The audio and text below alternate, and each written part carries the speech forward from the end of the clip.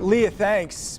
Hurricane Matthew brings back a lot of memories. You know, it has been 5 years today since Matthew was battering our first coast, and we had a path of destruction. The beaches, man, what a mess. You know, Matthew brings back a lot of painful memories for a lot of people, but it also brings back some good ones of our community coming together. You may remember that. I certainly do. Absolutely. Now, today on the anniversary, we spoke with a woman whose journey started with fear of the unknown, but ended with memories she will cherish. Come a long way. I tell you, Renata DiGregorio sat down with her, joining us now live, and she says our very own Mike Prangley actually helped her out greatly through this storm. Hello, Renata.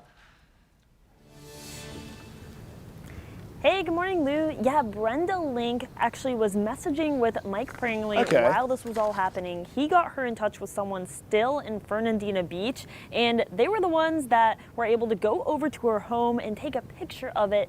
It was the beginning of her finally feeling like things might be okay here. And now, 5 years later, it's one of the things she remembers about Hurricane Matthew the most.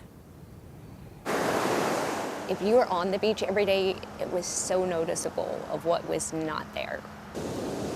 And it still seems like there's a lot that's not there.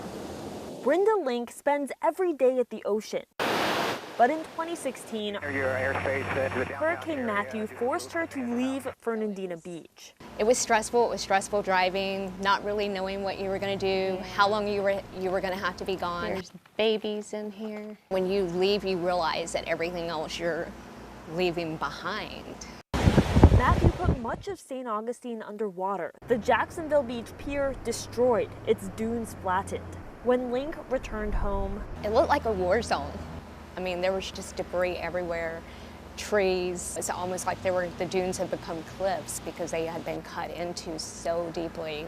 But the destruction isn't what she remembers most. As I drove over the bridge and I get to the Amelia Island side, all the police all out there with their lights on, waving at us and saying, "Welcome home."